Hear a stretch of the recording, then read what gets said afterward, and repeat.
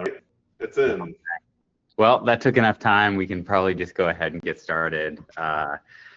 So I guess just to kick things off, Kevin, I think you had it at the bottom of the list, but we might as well just touch on it now. Like, we've been trying to move all of the meetings onto the official calendar that's linked off of the website for the dev events and everything. So if you have discussions that you're having, especially on the mailing list, and you're trying to set something up, let's make sure that those get on the calendar, because sometimes like it'll be the 13th message in a dev thread that like is posting the link to the meeting, and then like people can't find it to actually join and participate in the community discussion. So if you have any questions, reach out to Kevin. Like he's the master of this at this point, and just make sure that we get them on there. And if we can, it would be great to get recordings and transcriptions as well, just because it makes it easier for people to catch up that couldn't make whatever time.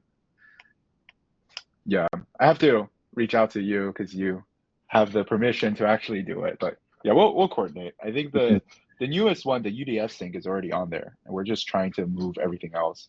And I think the last one is Rust, and whenever the Go one is created, we'll add it to that too. But yeah, okay. It was surprising to discover the Google Calendar that's been around for ages, but we just never used. It's like hidden away in the community section. But yeah, I was planning to add a dev list post just to let everyone know that, hey, you just need to join one calendar instead of 20. I think there are two calendars. One is for like dev, and one is for I think community events, which maybe we can figure out how to get like meetups and other things like that posted to it. But that that's another step. So yeah, I plan on doing that as well. So this one first, one at a time. Okay. Well, as usual, let's get started. And to kick off the highlights, I think Eduard did most of the Java one, so I'll hand it off to him so we can run through the Java highlights. Sounds good. Hey everyone. Yeah, there's been quite a lot of things that went in. So there's a new dynamic sync for multiple tables and schema evolution. Thanks Max and Péter. Thanks Iborodin for replacing the Caffeine cache used in Flink with the least recently used cache. I believe it's a linked hash map, which provides a big performance boost since the use case where it is being used is single threaded, and the Caffeine cache is mostly made for multi-threaded environments. Thanks Shubham for adding the Iceberg version to the user agent for all outgoing DCS requests. Talat added Google Auth support. Thanks Claude for fixing a race condition in the JDBC catalog. Moke fixed role lineage inheritance for distributed planning cases, and I think there were also some other fixes around role lineage that aren't in this list. Thanks Shaladi for fixing a double-check locking issue that I believe I added in GCS file IO and S3 file IO. Nandor did some really good improvements around parameterized testing of our cryo and Java cert testing, because most of the time we just had the same tests running, and they were copy pasted, and they were testing the same thing, and so Nandor improved this. And there have been some fixes to our Iceberg Rust image. Thanks Fasori for fixing an issue with the pagination logic. And Kevin, thanks for fixing a SQLite error under high concurrency load. And yeah, last but not least, Fokko, thanks a lot there was a long outstanding issue around when fields are being referenced in active specs that, and then when those fields have been dropped, there have been multiple issues, and we had multiple people reported multiple bugs, and so finally this has been merged, and we can ship this with 110. I'll pass it over to Fokko since he did the rest. Yes, thanks to Eduard. It started pouring down here, so hopefully it doesn't it's too noisy. But first Iceberg, we are started to work on the 0.10 release. There's no discussed thread out yet, but we discussed this in the last Iceberg sync. So anything you want to get in, please make sure to ping on the GitHub issue or on the PR. Thanks Gardenia for working on the Kerberos server name. Working with Kerberos is hard enough, so thanks Gardenia for adding that to make everyone's life a bit easier. Thanks Ying Yuan for fixing the Zen standard alpha compression. There was actually like a bug in there, also includes the test, so that's great. Yeah, we have deprecated like the file system in favor of file IO. Of course, like as Iceberg enthusiasts were a big advocate of file IO, so I got like the remaining piece of the file system removed there. Thanks Nikita for adding alias support for Apache Arrow, which is great. We had support through FSpec, but it was not as fast as using Apache Arrow, so it's great to see that landing as well. Brian did some work on adding the v3 structs to be able to read like all the v3 metadata, which is great. And Jace did some amazing work on parallelizing some of the metadata tables, which makes them much faster to load. And I didn't add this one just for convenience, but we also have now like all the transforms using Iceberg Rust. So we actually have like a dependency on Iceberg Rust where we have like all the transforms in there, so we don't have to go through all kinds of Apache Arrow magic to make this work, but we have like a very nice clean dependency in Iceberg Rust that provides all these transforms out of the box. For Rust, and the 0.5.1 patch release has been out since the last sync. Thanks Sandal May for handling the not correctly in the manifest evaluator. So we have to rewrite like the not expressions, which was not done correctly. Sean is really doing an awesome work on the transaction class. So he's doing a lot of patches there just to make sure that we can get also like the retries and the snapshot isolation inside of Iceberg Rust, which is of course great. Roman fixed the check duplicates flag for the S files, which was not working correctly. It's always painful to get like duplicate files here in the metadata tree, and it's not trivial to get it out. So thanks Roman for fixing that. And thanks Kevin for fixing all the license script for the last release. Yeah, not all the crates were like identified properly, so thanks for fixing that. So we get like all the licensing correctly, which is very important. On the Go side, we also have a couple of fixes. So thanks Liam for working on the partition names. So previously you had to pass in these names by hand, and now we generate them based on the type of transform that you're adding. Thanks Dao and Andre for fixing the REST scope pass-through. I believe there was like a requirement for the Polaris, so thanks for fixing that. And thanks Matt for identifying and removing a very nasty race condition into the scanner code, which is always tricky. Last but definitely not the least, there's a lot of activity on the C+ side as well. So thanks Dong Chao for adding the gsub support. So we also can read like metadata into using gsub. Thanks Smith for fixing the v1 partition. We had like a requirement for the field IDs, which are not always written for by v1 clients. And thanks MapleFool for implementing like the primitive literal, which is like an important building block later on.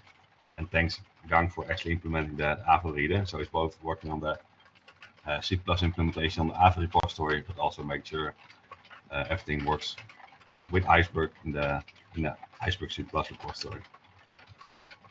I think that are the highlights of today's meeting. I think we can go on with the 1.10 release. Yeah. Do we have Steven here? Is he join?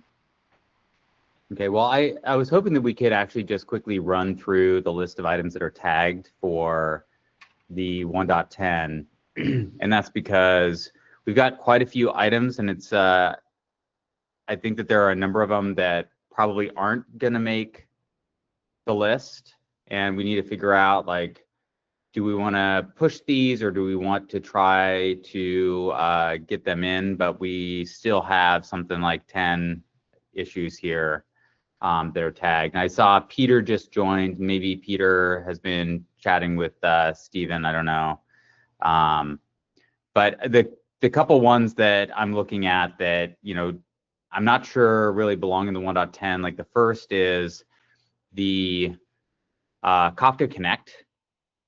I know that there's been some discussion on this, but I'm not sure if there's actually anything that we actually need to include in 1.10. My understanding was that the actual publishing process is a manual one, so I'm not sure that there's anything that we would include from a like automation or code standpoint that this would involve, other than maybe documentation on how to do the Confluent Hub publish. Has anybody been looking at this?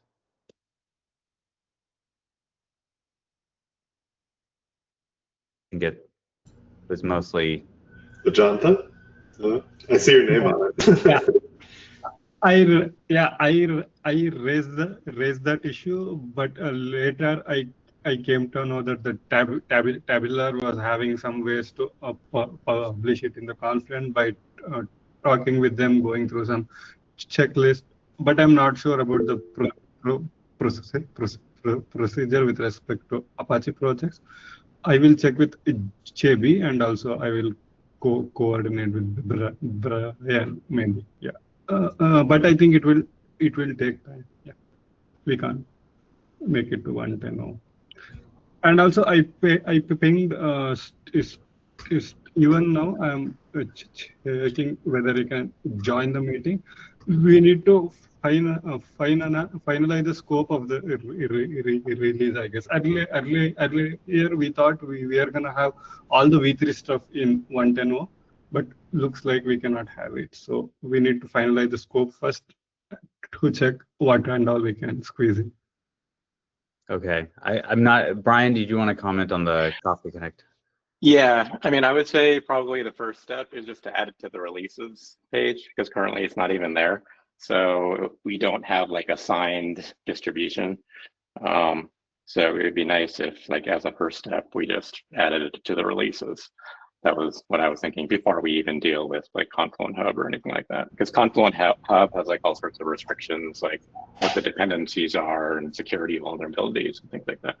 So that would be my thought, is at least get it on the releases page. Like we have the Flink and Spark runtime, so we could also have like a Kafka Connect runtime on there.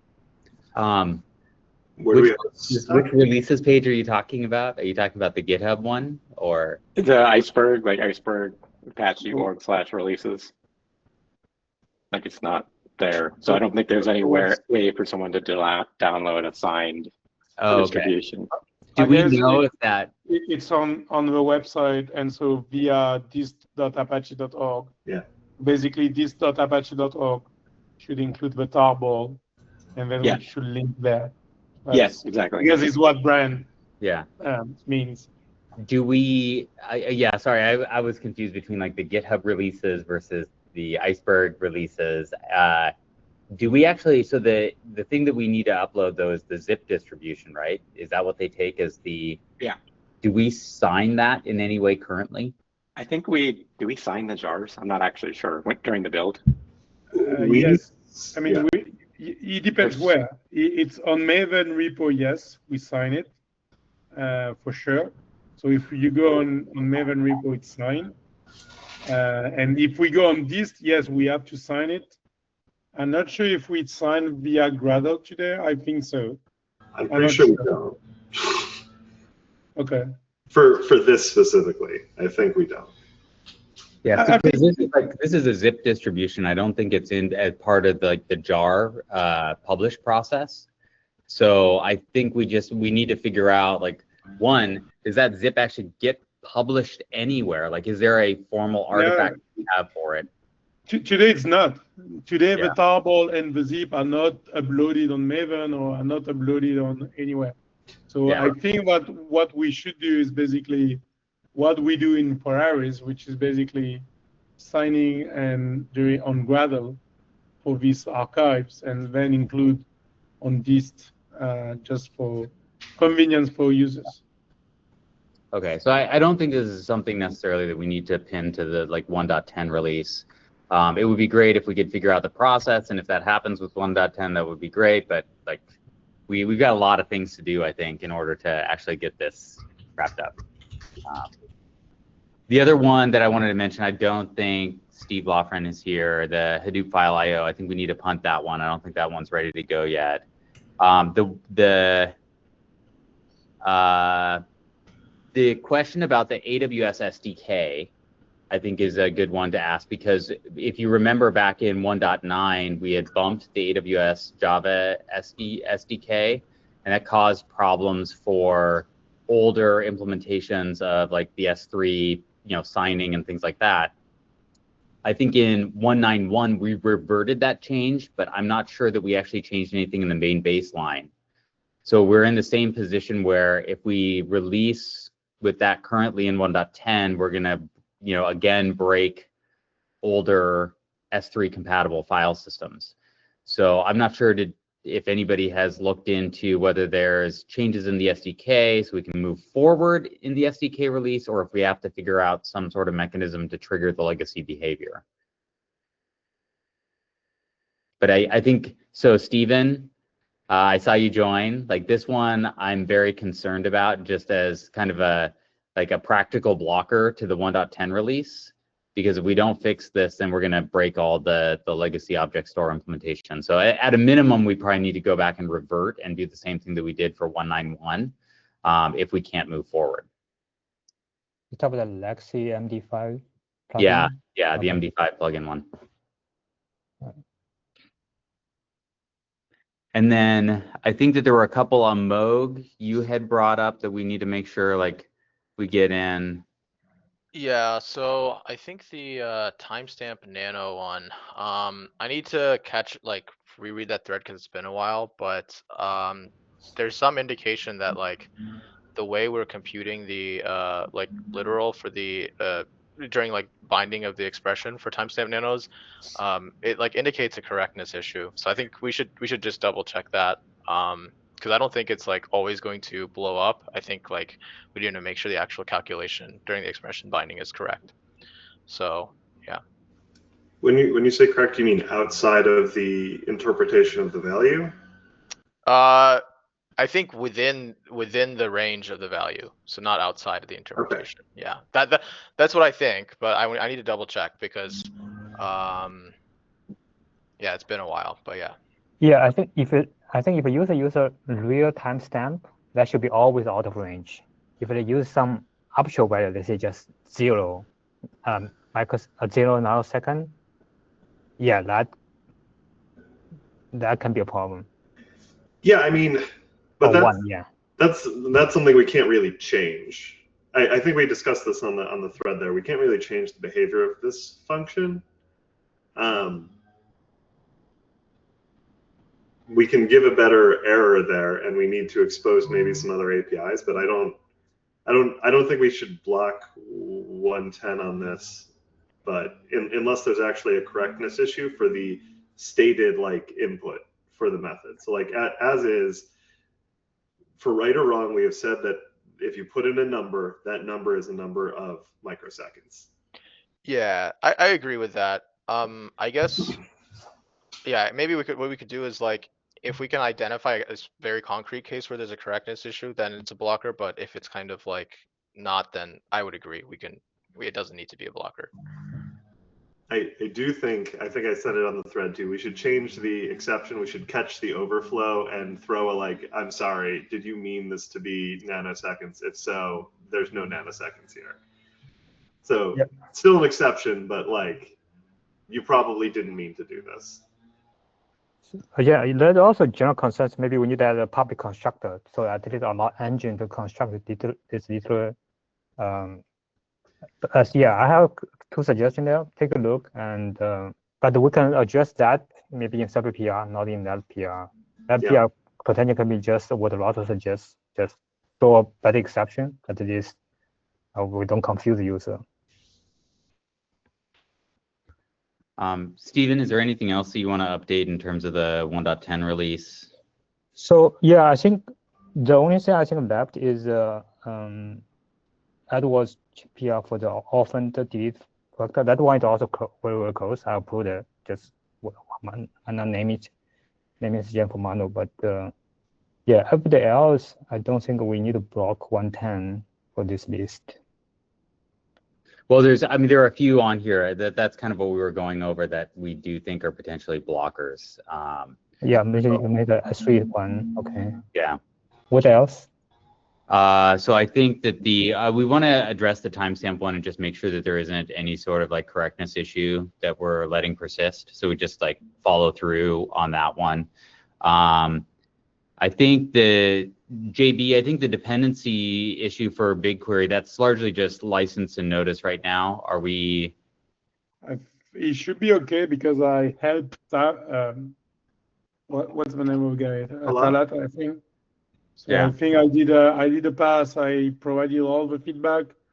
So I think it should be okay on this front. But I think probably Talat is off because he didn't reply to the latest comment since a week. So I don't know. Okay. I can take a look on this again, but yeah, I can follow up with him to make sure. I just wanted, like, you had done a lot of comments on there and you understand the licensing better, so I just want to make sure you're good with it. So because I think you had requested changes. It's a little weird in GitHub the way that reflected. So if you could just make sure that, like, if you're okay with it, you've approved it. Okay, I will do a pass, but I chatted with him last week, so it should be okay. But I will. All right. Okay. And then what was the other one that we had that? No, I had one, the option to add a predicate for filtering files and compaction. It's a small one. If we could get that in, that would be great. Okay. I mean, we can, if you want to tag it, we can take a quick look as we pass through these. But then I think what we'll probably want to do is create a 1.11 and then start moving some of these items just so we clear out the backlog for 1.10. I already have it labeled, the Spark option to set predicate. It's like second to bottom. Oh, okay. Yeah, I just didn't see it. Yeah. Okay, so if anybody's got a little bandwidth and want to take a look. I think Prashant looked at it, but he didn't approve it. So. I'll take a look. But the 1.11 milestone already created, so. Okay. Okay, we can just start moving the tag. Okay. Let's go ahead and. Oh, Kevin. Hey, yeah, I haven't been following 110. I just want to confirm my understanding is the 110 release, is that the first or official release where V3 is supported, all of V3's features? Did we make that decision or no? We are nowhere close to getting all that in. So, okay. So there's like the Spark variant stuff. There's, you know, a number of other ones, and there's also kind of like a question of, well, what does full support actually mean? Because, you know, there's implementations of things in different places, and that's true for all of the versions. Gotcha. But I think what we're trying to do is make sure that I think Amog has mentioned this a couple times. Like, we don't want to do anything that would produce incorrect data under V3, right? We don't want malformed metadata or anything being produced that would then be problematic. So, like, not being able to use variant in Spark isn't necessarily a blocker, but if, you know, Spark was producing metadata that was invalid for V3, that would not be good, and we would want to address that. Gotcha. And that happened previously with road ID, right? Producing the incorrect row ID. Yeah.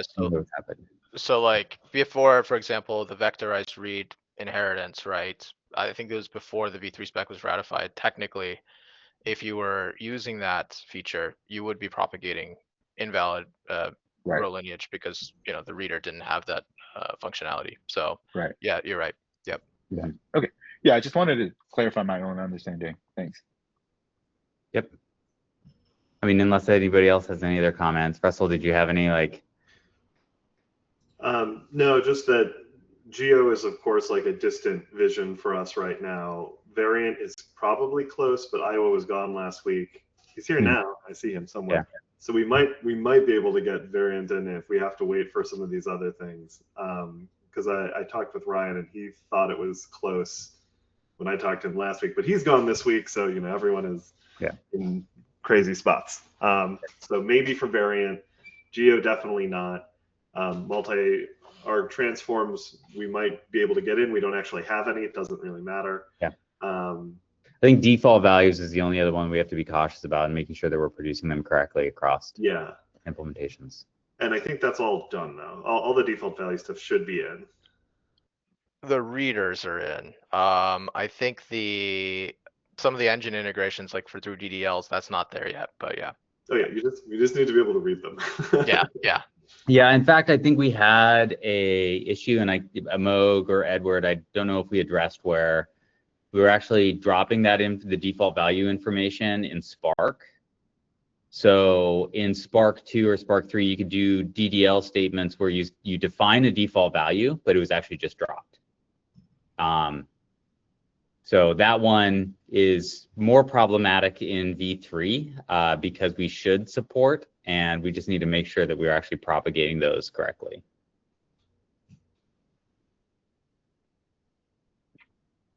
And we should probably add checks for V2 so that like it says that it's not supported. So you don't get a schema that you think has default values and you actually don't. So I think, yeah, I had an old PR out for like supporting those DDLs, but I think as of today, without those changes, like if we were to release 110 and someone did through like the DDL create table with, default value, it would silently accept it. So that's, yeah. Okay. Well, that may be also something that we can possibly get in if we have enough time. If you can resurface that PR. Yeah.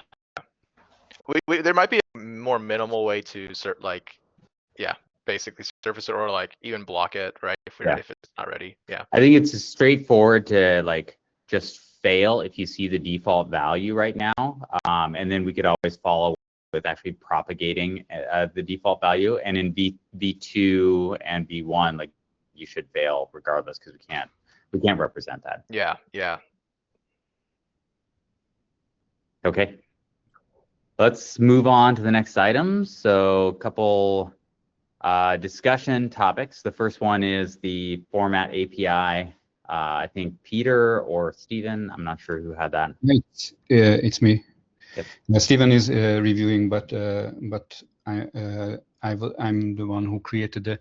So basically, thank you guys. I received reviews for Ryan and many other places. There was some discussion initiated by Ryan that probably we should think about the double transformation part for the file format API. Let me tell you what that means.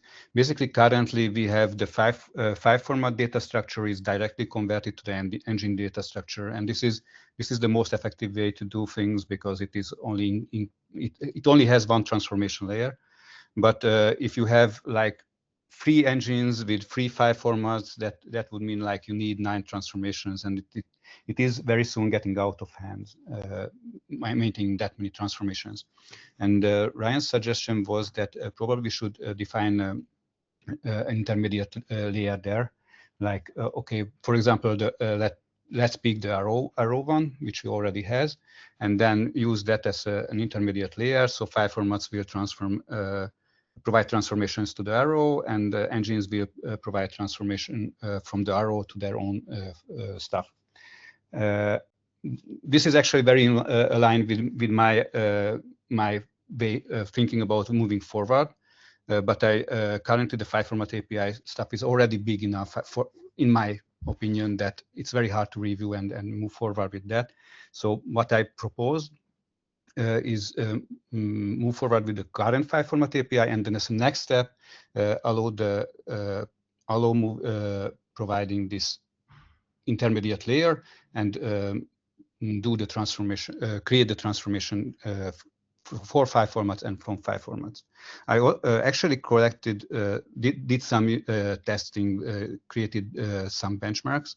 You can see that in the document that what is the overhead of the double transformation, and what is how can we use the current arrow reader for the current readers.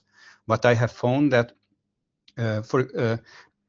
in one example for the engines is like in Hive, what we are doing is using the ORC, actual ORC data, vectorized row batching as an internal model. So if we need like convert it to the arrow and then from the arrow convert it back one, that's very costly and it's prohibitive. It is like 20% of overhead which we are adding for a hot pass. So I think we should allow the engine to override this one, but also I see the plus points for having the intermediate one. So what I suggest is engine could overwrite if they want, but we provide an arrow and everybody should support that. So engine could support immediately every file format. File format could be available for all of the engines if they are supporting this intermediate file format. So this is where I'm at this point, and I'm looking for you guys what you think about that and what's your thinking around this one. So, Peter, I took a quick pass on the doc, and you call out some, good points. Like one is that the vectorized reader for Arrow is not fully complete, right? We don't support nested types, and there are a couple other gaps that we have there.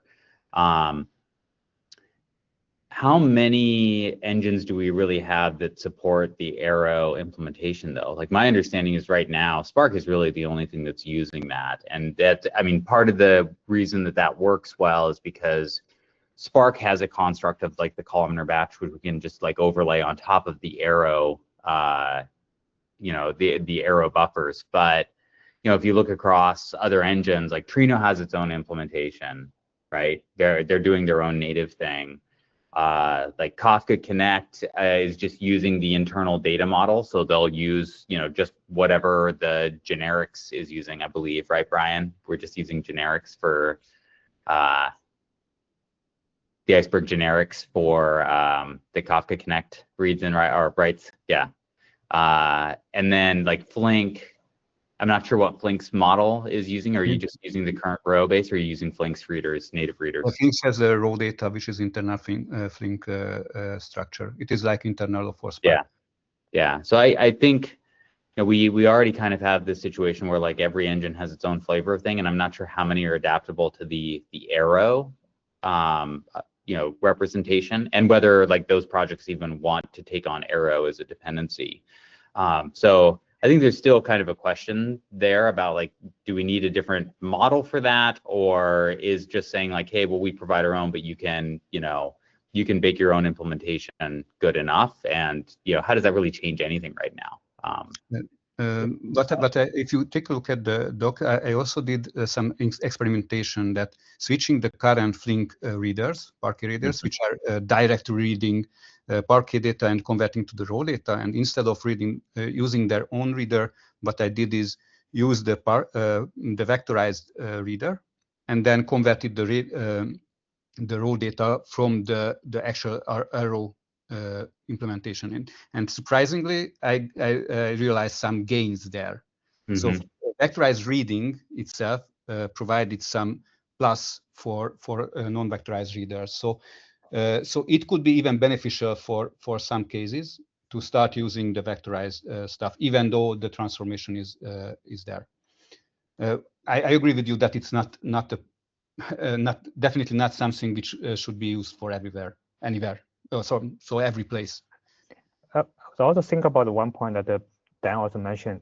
How many engines using the file reader write API from Iceberg Java library?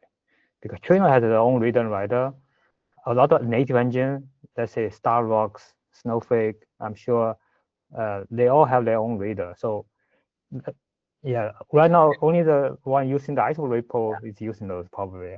So I think it make it more complicated in the future, because like right now, a lot of those projects actually use Iceberg for reading the metadata files. Exactly. But then like if we're going to, the Russell has a proposal out to switch that to, or enable using other formats like Parquet, and you could imagine that they will want to use their native readers with Parquet. And the reason that they're using, Iceberg's Arrow reader is because they don't want to have to go write their own Arrow reader, right? That's not worth over optimizing on. But if they already have a like highly tuned Parquet read path, they would probably want to use that natively as opposed to using the Iceberg one for even metadata processing. What I see is that if we want to support multiple file formats in the future, then this supporting this Arrow intermediate format would allow the engines to natively start supporting the file formats which is supported by Iceberg. If we don't have, then we are very much in a situation that Daniel had problems in the beginning when we had started discussing the file formats, that everybody has to implement their own readers and writers and everything, and it will become very soon very complicated and very hard to really support something. But if we provide an intermediate layer, that it is really helpful for engines and for file formats as well. And to be honest, when I was implementing the Hive stuff, first I wanted to use the Iceberg readers and writers. Then I realized the overhead and the cost there, and it was a no-go at that time. So probably if we start providing this API, this could be something which helps engines to move forward with this one and helps better compatibility in the long run. So I would think that, right now, the layer of abstraction that we have is effectively like struct-like for row-based reads internally. There's record and there's struct-like. And I would think that we wouldn't necessarily want to rely on Arrow natively as being that representation, but maybe providing something similar to like what the columnar batch or something like that is as an abstraction on top of it, because I'm not even convinced that everybody wants to use Arrow as a representation, right?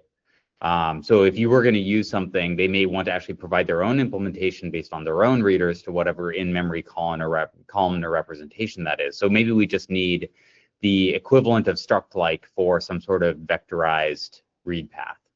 And I think that there are a number of examples out there now that we could look at. I'm hesitant to jump immediately to like Arrow is the representation that we're going to expose. I'm totally with you in this. We have to go through the possible solutions. Arrow was useful because we already has an implementation for that, and it was useful for showing what are the possible gains and losses we have there.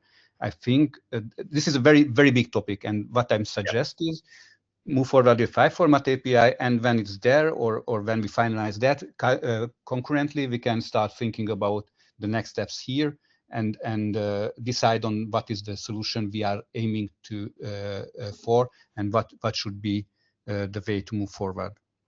Okay. I still have the question outside, let's say, the 3 engines in the Iceberg repo. What are the other engine using the file reader and writer from the Iceberg library for, let's say, Parquet? Well, I mean, they're using it for Parquet. I believe some of the commercial ones originally started with Parquet, but I don't know if they've swapped that out. Like, I mean, there's a lot of projects that are open source, and even some, vendor-based ones started with the Java libraries. And so just because it's like the easiest thing to get up and running with, I just don't know if they continue to leverage them, right?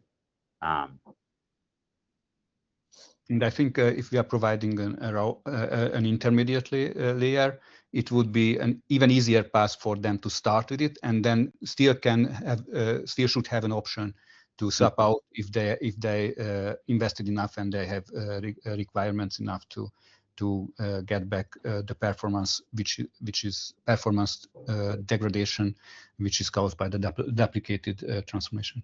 I guess if we expand other programming language support like C++ or Rust, that might be able to use by more engines. That possibility. Mm-hmm.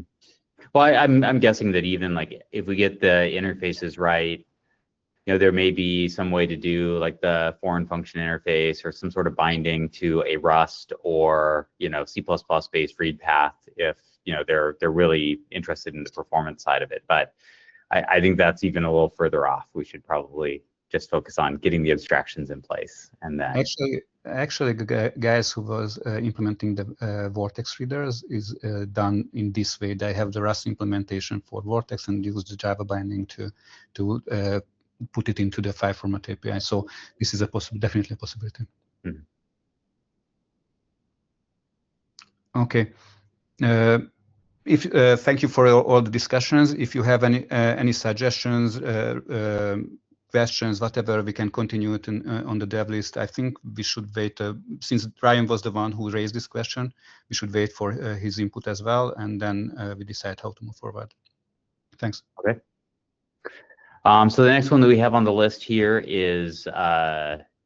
there's been some proposals, and I wanted to bring up the relative path proposal. Unfortunately, Talat is not here, so maybe he's on vacation or something. But if anybody hasn't seen this yet, the proposal is kind of outlining how we might introduce relative paths within the Iceberg metadata. And I wanted to just bring up the doc and see if we have any kind of like general questions or things like that. At a very high level, what we're trying to do is, first of all, there have been multiple previous attempts at trying to figure out, well, how can we potentially do relative paths? And in discussing this, I think what we found was that, let me just share the doc, hold on. We're actually combining multiple concepts into the same proposal. And the three different areas that kind of all seem to get pulled together when we started talking about pathing is relative pathing, like multiple table locations, and owned locations. So these are kind of almost always brought up together just because they feel like they're somewhat relevant to each other, because when you're talking about relative paths, well, what is it relative to? Oh, maybe there's multiple locations. Now we're talking about multiple locations. And then if I have multiple locations, like what can I clean up? What's okay? And that brings in the ownership concept. And I think there are actually three distinct different problems. And what we're proposing here is that we actually tackle kind of just the relative path portion of that. I think that there's larger discussion to be had about, like, can you even answer the ownership question within the context of just a single table? And so I've personally come to the belief that, like, because it involves multiple tables, you can't define it at a table level. Like, there's just no way to solve the problem that way. So that's probably a larger, like, catalog construct or something else that we need to figure out in terms of, like, ownership and cleanup. And then multiple locations, I think it really depends on, how you're thinking about multiple locations and what kind of use cases you're talking about there. So this doc is squarely around just like, how do we talk about relative paths, or how do we express relative paths?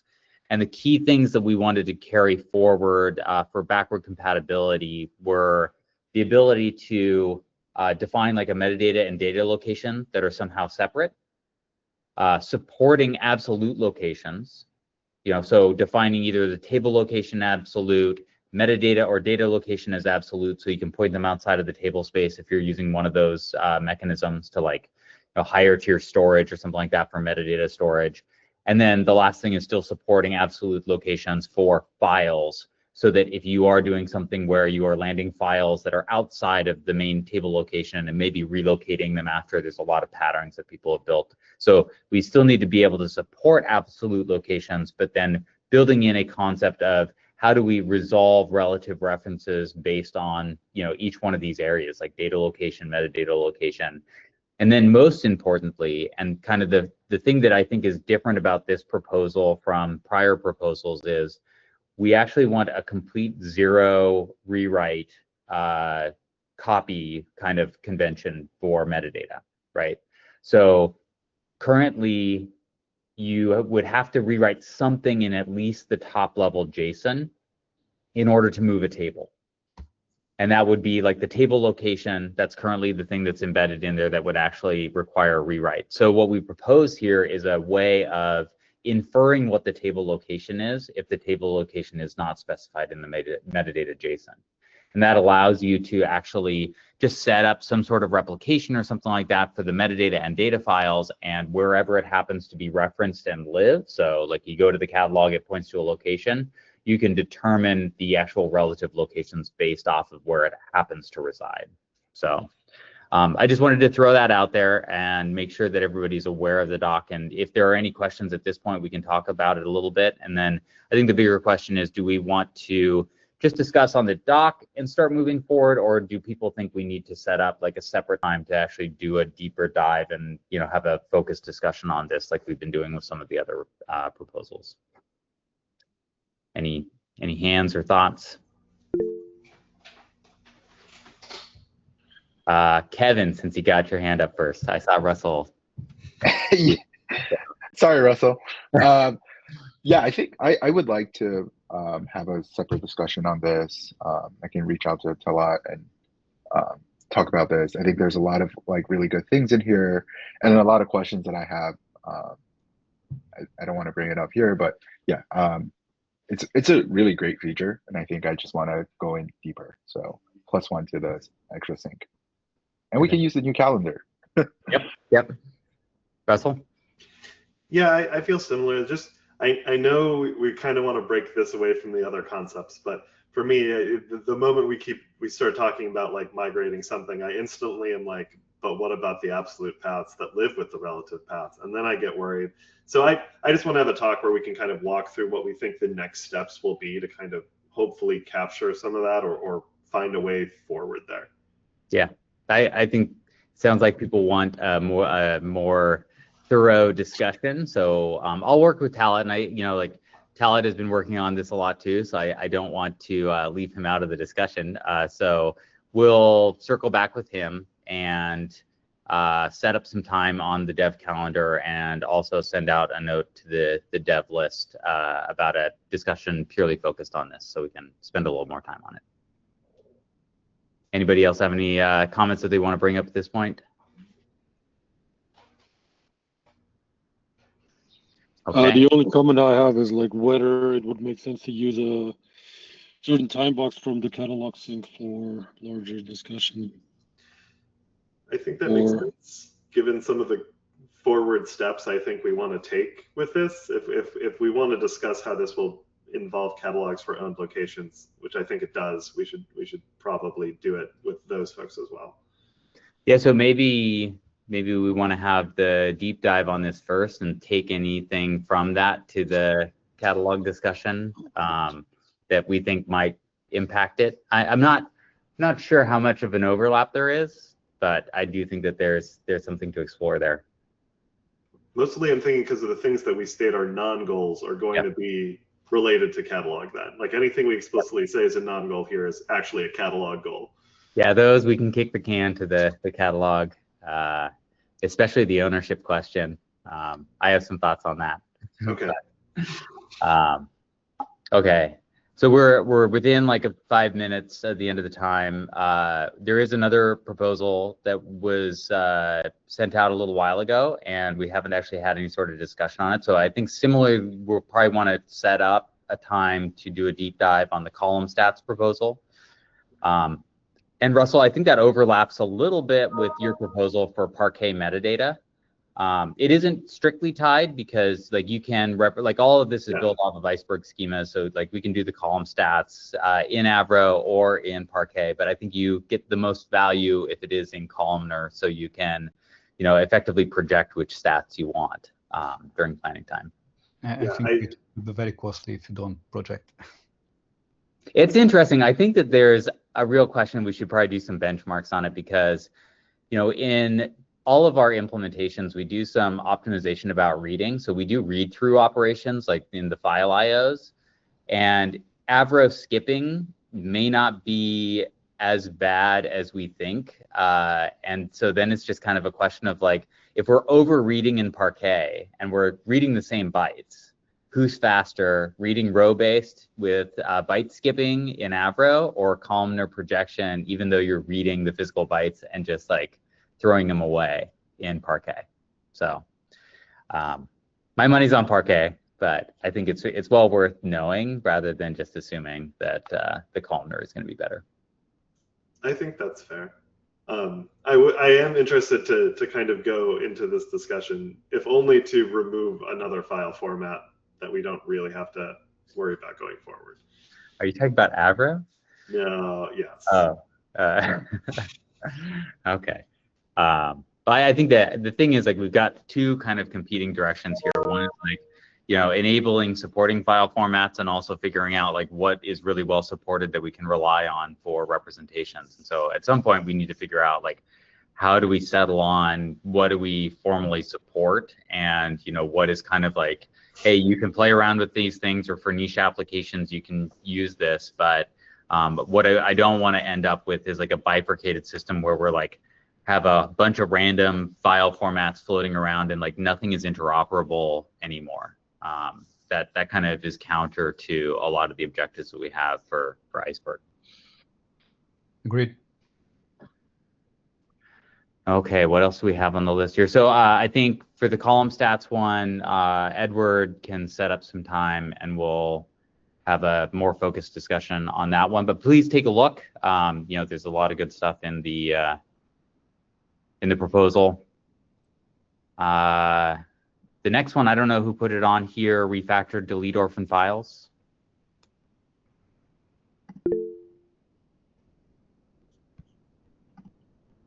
You? Hello, everyone. I'm very happy to join this meeting. These days, I have worked on the supporting delete orphan files in Flink.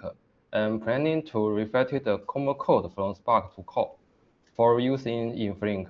Since this is a core engine and core change, I would appreciate it if anyone interested could help to review it. So I raised this item in the doc. Thank you very much. Yeah, I don't know if I feel like we had a similar kind of situation where we took some of the logic from Spark and we promoted it. Was that in the expire snapshots? Is this kind of vein? We did for compaction. We just pulled all of the compaction code out, so now that's common. I think we did expire snapshots a longer time ago because that's already got all the base logic is in core. Yeah. So I think this is a good idea and we should look into it.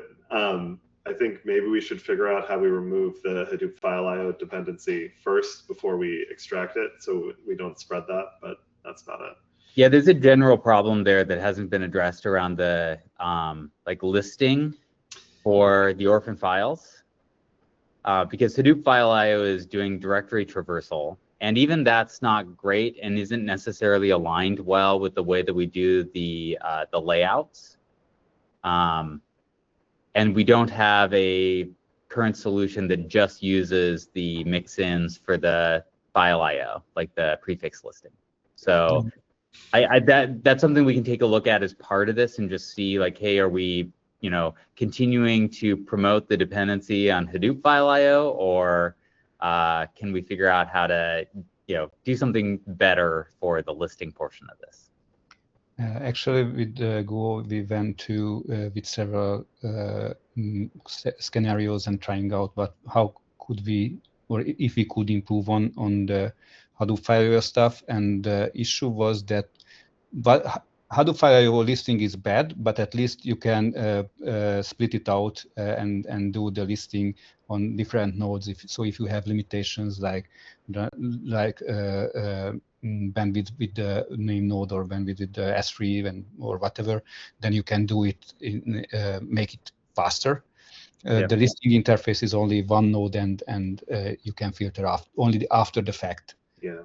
Well, so I mean, okay, there are some issues, and it unfortunately overlaps with some of the file layout changes that we had. So the original S3 file layout that we had using the hash prefix, the cardinality of that was actually incredibly large, and potentially would have even caused problems with Hadoop file system because you couldn't really distribute that. Your top level listing would potentially have up to millions of entries in it. In fact, it was almost to the point that like our prefix hash was unique with the file probabilistically up to like some millions of files. So that was not probably working the way that we thought it was working. And then we recently changed that to this binary-based prefix mechanism. So it might work a little bit better there, but I think we actually need to do a little deeper dive into how are we doing the actual listing operation for these. And it may be based on what your layout is. Okay, I think it would be nice to have any ideas there, but on the other hand,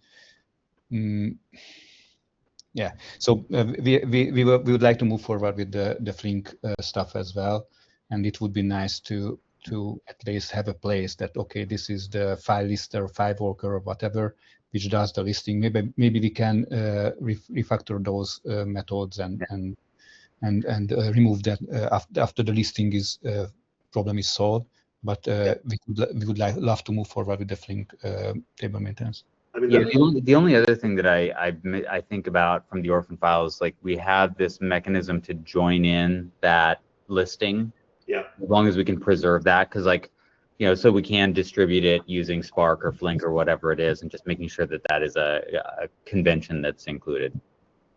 I was thinking maybe we make it explicit that you're either choosing a file walker based approach for a new API that we make. This is the file walker, and that's where the Hadoop file IO approach goes if you want to use it. And then there's another distinct the API that uses our pass in I forget exactly what we allow right now. So do we just allow passing in a whole data frame, or? Yep. Yeah. It's like a Which is harder because that obviously is not Flink compatible, but like we could figure out something there. Yeah, what we did is created a consumer for the files, and you can put anything there, and then you can do whatever you want with the results. It is very, for Flink, it's very important to be a consumer-like stuff, so you don't accumulate everything in memory. You do it in Spark, but you don't want to do it in Flink. You want to immediately press this out and for processing. I'll just put this on my to-review list. Thank you. Yeah. Okay, well, we're a little over time, and just be respectful for everyone. There's two more call outs at the end here. One is what we mentioned at the beginning. We're moving dev events to the actual dev events calendar, so look out for those. If you're not subscribed, I think you can just go to the web page, and it has instructions on how to include that calendar onto your own personal one. And then there's this other dev list thread we'll call out for the Rust crates.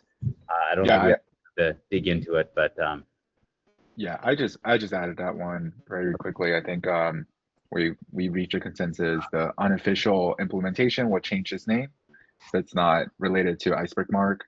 And we also got the crates that are already published. We got the ownership transfer to Renji, and he's able to publish from the official crate to those or the official implementation, Apache implementation to those crates. But yeah, just a quick update on that. okay. Thank you very much, and we'll see everybody next time. Thanks, bye.